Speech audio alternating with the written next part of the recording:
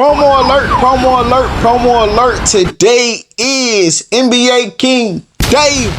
Make sure y'all go follow him on Instagram. Subscribe to the YouTube channel. Hit that like button, comment, and let him know I sent you. He back with another banger called I'm the Truth. Hey, listen, y'all don't believe him? Y'all want the proof? Just go check his jacket. He a shoot. Hey, that boy a savage. He nothing like you. The link will be down in the comment section. Y'all make sure y'all click that link, get in his comments, and let him know what you think about the song, man. Never broke again. I'm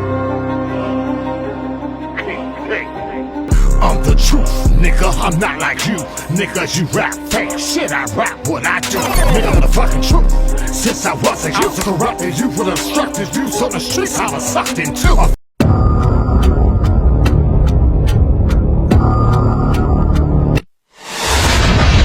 What up, gang? I'm back with another video. I say that, back with another video. Make sure you hit that like button, comment, subscribe. Yes, I said subscribe. Turn on your post notifications. It's free. Do it for me. This your boy Music 101, the Street Reporter, and I'm back with another video. Let's get into it.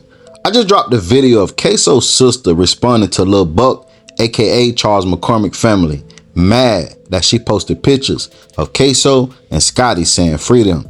If you haven't seen the video already, make sure you go check it out.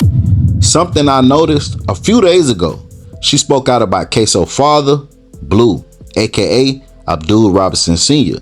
He just currently went viral for taking a stand and identifying his son Ksoo as being the shooter in the Charles McCormick death, aka Lil Buck. And as he was on the stand, the detectives asked him, why is he cooperating? And this was his response. Who is the person that was captured on the video recording shooting Charles McCormick?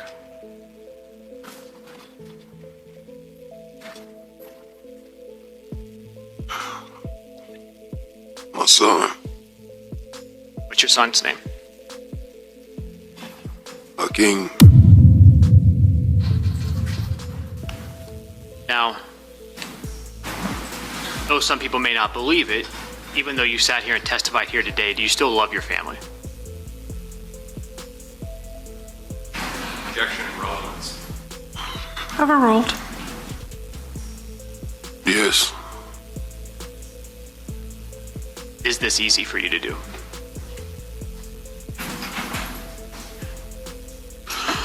No, this is the hardest thing I ever had to do in my life. Now, sitting here today, you realize that you are testifying against not only co-defendants, but family members. Yes. Why are you doing that? Well, I have a number of reasons. And what are they? I got some health issues. I got 2 6-year-olds and an 8-year-old daughter. And, you know, when my 8-year-old daughter asked me when I'm gonna come take her to the daddy-daughter dance. Objection, hearsay, relevance. Overruled. You can answer. When she asked me over each year when I'm gonna come take her there, and I keep letting her down. Then my 6-year-old son, when he asked me if I'm gonna come to his football games, come take him fishing. My other 6-year-old, he asked me when I'm gonna come see him, when he begging me, please come see me, daddy. He wanna teach me how to play the game, but he don't know where I'm at. You know, things like that. My health issues. What health issues do you have? I have diabetic. I'm diabetic. I'm on high blood pressure. I suffer from congestive heart failure. I just found out June 25th that my kidneys is failing rapidly. After his comments about his younger kids, it created dialogue for the internet, asking why he wasn't there for Ksoo and his older boys, basically questioning his fatherhood for his older kids. And Ksoo's sister gave us a little insight on who Ksoo father was from her perspective. 1 minute, the family claim I want clout. Next minute, they want me to do news interviews or they want to sit down on my podcast and do the talking. Listen, I don't up with Blue family or friends, and that's before all this. I roll with Blue because Blue taught me how to be in position when time come. Time after time, he forced his kids against each other and they mamas. The boys he snitched on turned their back on their mamas at one point for him. I learned how to fight because he taught my brothers how to beat on me if I talked to boys, and then turn around and get mad I started dating girls. He still got his outside kids questioning whether or not he beat my mama. The uck your boy. It's so much, and I'm real trigger, like, if I'm being honest, powered by Motormouth. Bitch, I do this it for my mama twin sister. None of his kids know him how my mama 5 do. I put Angie on live camera to vouch for 25 plus years. I got an older brother that's 37 and a sister 36. He raised them. Willie died 5 years ago. He raised him. Kareem 31. He raised us. I'm 28 this year. We got the pictures in the feds. We got the pictures at the dinner table and in the bed. And every child that visit the feds came with my mama. Don't tell me how to feel against your daddy, uncle, cousin, or whoever, because I ain't really too mad about the snitching. I'm mad about me for real, for real. So from my understanding, she's Boss Goon, aka Willie little sister.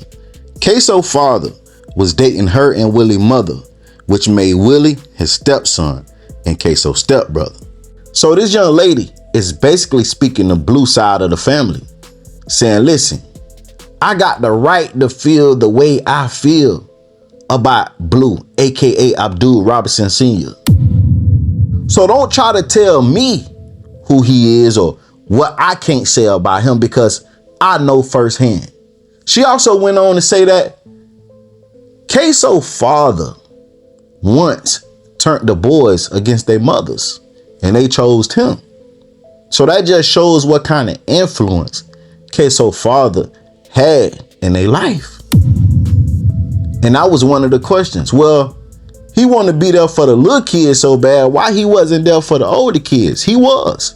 In fact, that's probably 100% how Ksoo them turned out the way they was, because they looked up to their daddy. And according to Jacksonville streets, Blue, aka Abdul Robinson Sr., he was a street wigger and he was like that. So that's why Ksoo and his brothers turned out the way they did. So technically he was in their life. She also went on to say that Ksoo father taught them how to beat on her because she was talking to boys, that it traumatized her so much she started talking to girls, and he still got mad.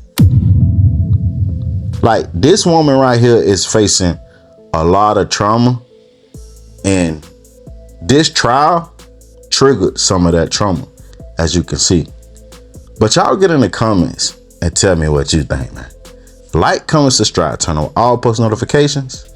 It's free. Do it for me. We gonna get the weakest link. One of these Robinsons got a crack, right? Prey on the weaknesses of who gonna be the weakest link. We gonna get it. He gonna talk because this what he do. And then we gonna get the weakest link. One of these Robinsons got a crack, right? And I feel like being that my daddy can't take a situation like that. I haven't said my daddy in so long. But being that the world is a fucked up place, dude. But anyways, being that my dad was in a position and in a situation with his kids, I feel like the longer he sat there and the longer he needed to directly communicate with his sons, to tell his sons this, that, and the third, and the longer he sit there, he yearned to save them, right? And I feel like they knew that. And I feel like they knew that he would do anything possible to to try to save his kids. I can't let the world keep playing either. Like, I can't let the world keep playing like this because this man getting ready to take the stand, and I need him to understand too. In the midst of all this, we trying to understand that, like, we as his children are just the people. We are trying to understand because we was raised by this person. So, anyways, I feel like in the midst of all this, and I feel like the way he felt that these people was gonna do his sons, that he would have did anything. And sometimes you can ask somebody, what would you do for $1 million? What would you do for $1 million? And somebody will literally say anything. And then you need to ask them, what's anything that you would do for $1 million, right? And then you look at this situation and you say, what would you do for your kids? What would you do for your kids? And then you'll say anything. And somebody will say, what's anything? And you will say, die for them. But that's that. Boom. Now, do I wholeheartedly believe that he did what he did to hurt, harm, or leave his kids? Absolutely not. I don't believe that he is a selfish man, how y'all have created him. I don't. But do I believe that he made a mistake? That he is probably wish he could die today with eating it? Yes. Me, personally, I don't speak to him on my own terms, on my own situation, my own life. That's my choice. But do I believe he made a mistake? And do I know how he's going to fix his mistake? Absolutely not. I don't know because I don't speak to him. And I don't. My own choice, my own life, I choose not to. But I do want to say, again, ask yourself, what would you do for your children? Or what would you do for $1 million? And if you say anything, or if you say you'll die for them, and then you put yourself in a situation where your options get low, and your heart start running, and you 50, and you figure out what would you do for your children. But other than that, I can't answer how he's going to get on the stand and what he's going to do. I know that he probably wish that he can lay down and die before he get there. I know that he wish he probably can croak over and not even have to face his kids. So unfortunately, if this gonna take me into a different conversation, but I know that us who was raised by him, my brothers that was in, my brothers, my mama kids, my oldest sister, us who know him, it's like, damn, do he know better or do we know better? Cause I don't know how to explain that, but I can't tell you whether or not what's gonna happen. Now that takes me into a situation where, for some odd reason, today in the courtroom I felt alone. Like just me and my brother. Like, for some odd reason, like, yeah, his family was there. And I ain't gonna count. That kind of made me a little emotional, but not like I want to cry emotional. Make me like, God damn, boy, this world is a fucked up place. But someone for some odd reason in the courtroom at some moment, I felt alone. Like, God damn, it's just me in here. Like, tunnel vision, just me and my brother in this bitch. We got motherfucking, how many of us it is? Is it 13? 11? It's 11 of us. And I sat there for a minute when they went on the sidebar and I felt alone. Like, goddamn, because if my little brother would have been out this bitch, or if he walk out today, everybody want to reap the benefit, but ain't nobody standing with us. And then, it ain't that we want to go against our daddy. It's that we was raised to stick together, blood in, blood out, for Willie, blood in, blood out.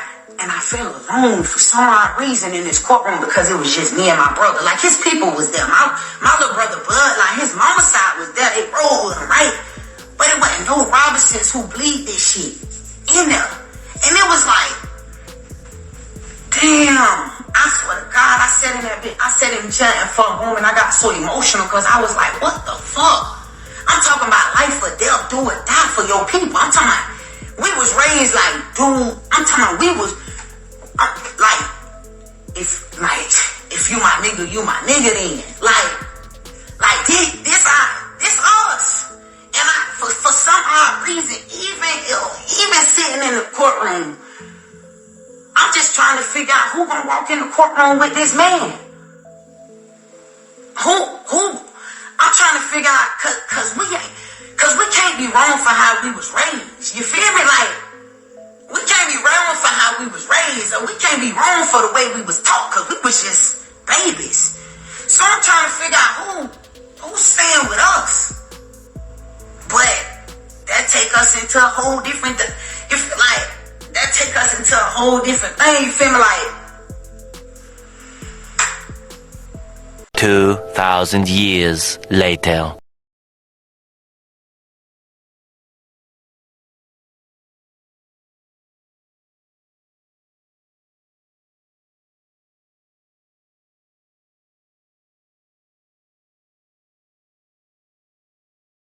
Promo alert, promo alert, promo alert. Today is your boy Big Clip. He just dropped the album called The Flop Tape. And when I tell you he the biggest Cliff you know, he a dog. He got tracks like Juggin' and Finesse for the Trappers. And another track called Hard Out Here. Big Cliff singing it all. From niggas hitting licks to bees sucking D. Make sure y'all subscribe to his YouTube channel. The link will be down in the description. Hey, look. Y'all don't want to miss out. He got a little bit of something for everybody on this one right here, man. This one here, I ain't gonna lie, I think it's a banger, gang. I'm jugging and finessing, I'm jugging and finessing, I'm jugging and finessing. You know I gotta make the measures. I'm jugging, I'm finessing all the lows. Fuck them shows, I'm on the road, in and on with them lows. I'm Big Cliff, bitch, I'm home. Where the fuck is my throne? I'm jugging and finessing, I'm jugging and finessing.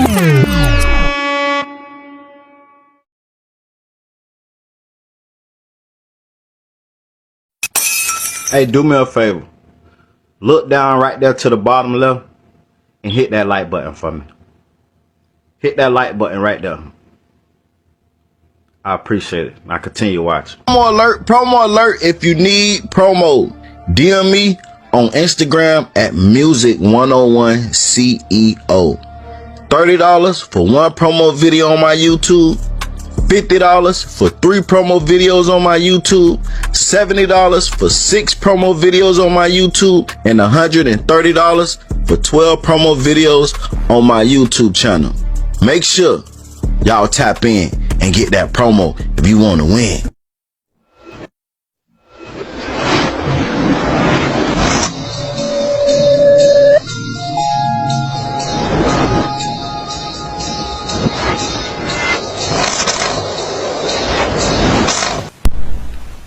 Charleston White, Brick Baby, Bruce Cannon, and the ultimate. Five step, I'm the leader of this 8 shit.